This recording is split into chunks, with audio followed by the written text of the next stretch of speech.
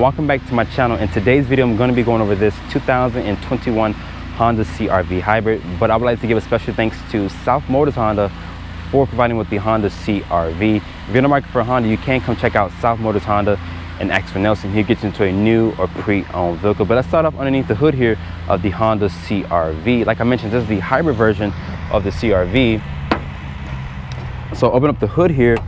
This has Honda's 2-liter 4-cylinder, rides on the Atkinson cycle. It's paired with 2 electric motors to give it a total output of 212 horsepower. It's paired with an ECVT transmission. And as the CR-V sits, it weighs 3,700 pounds. It does have all-wheel drive. And fuel economy for the CR-V is rated at 40 in the city, 35 on the highway, and 38 combined. So it does get really good fuel efficiency here from this 2-liter 4-cylinder. We're shedding the hood here of the Honda CR-V.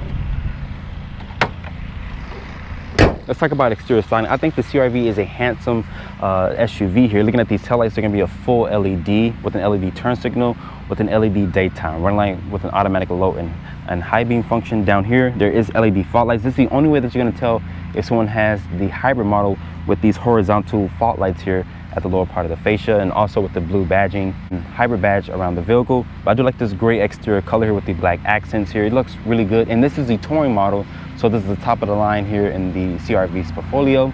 But I want you guys to comment down below in the comment section, what do you guys think about the CR-V hybrid? Looking at the side profile here of the CR-V, let's start out with these tires and wheels here. These are a 235/55 Continental tire. The wrapped in is 19-inch rim design. I do like the 5-spoke finish here with the aluminum finish. It looks really good with the gray and also with the chrome accents here on the touring trim. That's a subtle hybrid badge here on the side fender. This is LED side marker here. There's also these painted aluminum roof rails. And up top, Honda just offers a standard sunroof. They do not offer a panoramic sunroof here on this generation of CR-V, but the wheelbase is at 104.8 with an overall length of 182.1. Looking here at the rear of the CR-V, let's start out with these taillights here. I do like that they're a vertical style. They're gonna be an LED combination with an LED turn signal, with an LED brake light, with an incandescent above here. There's this bar that cuts through the taillight modules. There's this blue Honda emblem to signify that you have the hybrid model. There's this rear wiper here to keep the rear glass clean. Looking down here, the lower part of the tailgate, that's the CR-V badge, the all-wheel drive badge, the touring badge, and also the hybrid badge. That's the stand-up backup camera. And down here, there's no visible exhaust tip because it's the hybrid model, but there's some chrome here in the actual bumper with these rear parking sensors. But open up the cargo back here. This is a power opening tailgate. Once it opens, it reveals 37.6 cubic feet of space. You can also fold the seats down by using these handles here. Once you do that, that expands the cargo to 75.8 cubic feet of space. And underneath here, once you remove this tray here, it does reveal a fix-a-flat kit. Sitting inside the interior here of the Honda CR-V Hybrid, looking at this interior here, this is the touring trim, so this is the top trim in the CR-V's portfolio. I do like the wood trim with the 2-tone color combination here, but shedding the door here of the CR-V, the door sounds pretty good. But to start up the CR-V, just put your foot on the brake and press the power button right here. Since this is the hybrid version of the CR-V, it doesn't use the combustion engine to start up the car. Of course, you guys know how hybrid works. Looking at the door panel material, is going to be a soft touch ejection molded plastic. There's some stitching here. I do love this wood trim here with this 2-tone color combination. There's 2-person memory seats with this aluminum painted door handle. It is automatic up, automatic down for the driver and passenger, but not for the rear windows. Your lock controls and mirror controls are there. Grab handle here to shut the door. This area here is nice and padded. Down here is going to be additional storage and cup holder. Your fuel cap and hood latch is going to be down there. This is a manual tilt telescoping wheel. It does offer a good amount of range and adjustability. Looking here, this is for the lane keeping assist, the parking sensors, the trunk opening function, forward collision warning, and also the stability control. This does offer all-wheel drive. Looking at the upper part of the dashboard, it's going to be a soft touch ejection molded plastic. Looking at the gauge cluster, Honda does throw in this full LCD display. You can customize the screen by using the little toggle switches here. There's the volume controls, the option to answer and hang up the phone with voice commands once you have your iPhone or Android connected. There's a heated steering wheel function. Like I mentioned, this is the touring grade trim, so it's the top trim in the CR-V's portfolio. And this does have Honda driver's assistance, which is standard equipment. These paddle shifters here are for the regenerative braking. The headlight and turn signal stock is there, and the wind wiper stock is right here. I do like the 3-spoke wheel design, looks really good.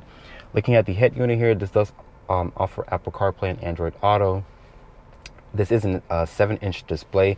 Looking at the Google Maps, it does take up the complete screen.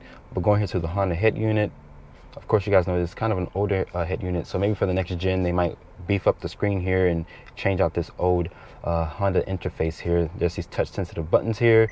Going here for home, going back here to the Apple CarPlay, it does show a nice clean resolution. There's a volume knob, but there's no tune knob in here. There's these knobs here for the dual climate control. This does offer 3-level heated seats here on the touring gray trim, but I'm surprised to see Honda didn't offer cool seats here. Honestly, I'm not a big fan here of this area. It looks a little bulky to me. Maybe for the next gen, Honda would just switch out the center stack here. Putting my foot on the brake and clicking down for reverse, it does reveal a backup camera with trajectory distance markers, and it does have a top-down 360 view there, but it's not the actual camera view. It just uses the radars to let you know when you're close. This does have rear cross traffic alert, so this car will put on the brakes for you if there was an object or someone walking behind you. I'm not sure if the mic will pick it up, but there's kind of like this roaring sound to let pedestrians know that you're in reverse. You click in for neutral and you click the D right here for drive. Like I mentioned, you can use the paddle shifters here for the regenerative braking to put that power back into the actual battery pack. And you click P for park.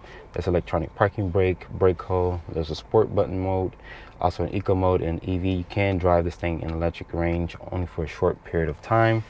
Down here is going to be 2 USB ports. My iPhone 12 Pro Max does not fit on the wireless phone charger here, but there's 2 cup holders. Of course, you guys seen the Honda key fob before. It does offer a lock, unlock, remote start, trunk release, a panic button. The key does feel nice and sturdy in my hands. Looking at the center console, this thing does offer plenty of storage. There's a 12-volt in there. You can slide this tray back and forth if you want to the closest area off here. The center console is going to be nice and padded. Like I mentioned, it does offer a lot of storage. More than nice wood trim. It's fake wood, but it does look really nice. These seats in here, they're supportive, they're comfortable. I like the way that they feel. Up here is the 3-car garage remote, also incandescent lighting throughout the cabin. I do like this gloss black trim here on the dashboard. It has the switches there, your air vents lift right here.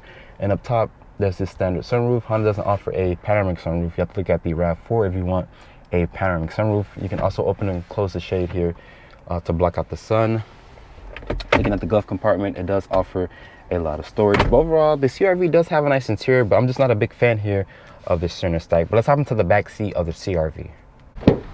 So get into the back seat here of the Honda CR-V. Shutting the door here, the door sounds pretty solid. The materials are carried over from the front to the rear, and so nice soft touch material. I do like this wood trim, like I mentioned, from the front seats. There's going to be 1 mat pocket back here for storage. Honda does throw in your own set of rear air vents. There's 2 quick charging USB ports back here. The floor back here is completely flat. Honda says you get 40.4 inches of legroom. That's more legroom in the segment compared to the RAV4. You can also sit 3 people across. Pulling this armrest down here, it does reveal 2 cup holders. I'm only 5'8", so I do have a decent amount of headroom. And Honda does not offer a panoramic sunroof, so you have to look at the other competitors if you're looking for that. And it's going to be incandescent lighting throughout the cabin. But overall, the CR-V does have a spacious back seat. So starting off in the 2021 Honda CR-V hybrid here. Right now I'm only in EV mode, so this SUV here does drive an electric range only for a short period of time. So Honda should beef up the battery. Honda says this has a 1.4 kilowatt lithium ion battery, so the battery pack is not that big and actually lives underneath the rear seat, so it doesn't intrude on the actual cargo space. But the ride quality from the CR-V here is really good. Of course, you guys know Hondas do have really good ride qualities, and this does get really good fuel economy. 40 in the city, 35 on the highway, and 38 combined. But this being the hybrid here, honestly, I'm not a big fan here of that pumped in audio. It does sound a little futuristic in a sense, but I do like when you put the car into reverse. I do like that roaring futuristic sound. It sounds pretty good, but that lets you know that lets people know around the vehicle that you're in reverse. So basically, they're walking, they're like, what's this roaring sound? That's basically Honda's way of saying, like, you know, listen out, because the CR-V is in reverse, and basically you want to hit someone when you're in reverse or drive or anything like that. But like I mentioned, the ride quality here is really good. This does have regenerative braking, and it will bring the car to not a complete stop, but it will just kind of have it just rolling in a sense. But if you're not using it, this car does have really good acceleration. Like, you feel the torque. It's not powerful torque like a Tesla or anything like that, but you do feel the torque from the CR-V. This has Honda's 2-liter 4-cylinder. It rides on the Atkinson cycle. It's paired with 2 electric motors to give it a total output of 212 horsepower. The fuel economy is really good in this vehicle. Great visibility. This does come with Honda's sensing, which includes lane departure, lane keeping assist, forward collision warning, rear cross traffic alert, blind spot monitoring. So Honda does keep you and your family safe on long road trips. You can get plenty of cargo space here with the CR-V hybrid. You get 75 cubic feet of space, and you also have best in class legroom at 40.4 inches of legroom here. But let's do a launch control here. Let's put it in the sport mode and see how this hybrid performs with it being in sport mode. This is paired with an eCVT transmission. I'm going to brake boost it. I do like that sound. It sounds pretty good. It feels torquey. It feels really good. The torque feels really good. You can feel it. It shoves you in the seat a little bit. The seats in here, they're really comfortable. They're supportive. You can go on a long road trip, but putting the car back into its eco mode, like I mentioned, fuel economy is rated at 40 in the city, 35 on the highway, and 38 combined. Above me, there's just the standard sunroof. Honda doesn't offer a panoramic sunroof here on the CR-V. Like I mentioned, great visibility, great driver's assistance. But honestly, I don't have no complaints here from the CR-V. Maybe every so often the powertrain does kind of basically buzz a little bit too much for me at some point. There's a 7-inch display. It does offer Apple CarPlay and Android Auto. I'm not a big fan here. It looks a little bulky here where the shifter is, but I do like the push button style transmission. It's one of my favorite transmission setup, the actual gear lever. But this car is completely quiet. Right now it's back in its EV mode. And it's legit really quiet, really quiet, and I like that. So if you're cruising around your neighborhood, the EV mode will come on, and this thing does have all-wheel drive, so the all-wheel drive system is always on. But I'm going to turn off the traction control here.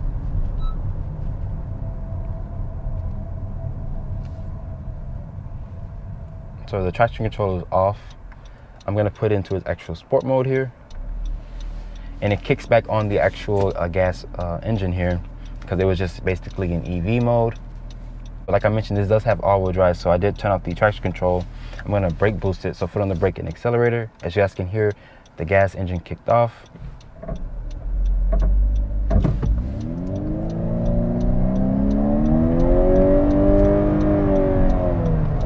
This powertrain is really responsive, and this is the same powertrain that's in the Honda Accord. So Honda, they just took that powertrain and they put it in the CR-V hybrid here. I'm always impressed with the CR-V. It looks really good with the exterior styling, but like I mentioned, I'm not a big fan here of the center stack. I feel like Honda should have did a little bit more, but maybe for the next generation of CR-V. But this SUV here is really good at hauling your family, their cargo, and it does get really good fuel efficiency.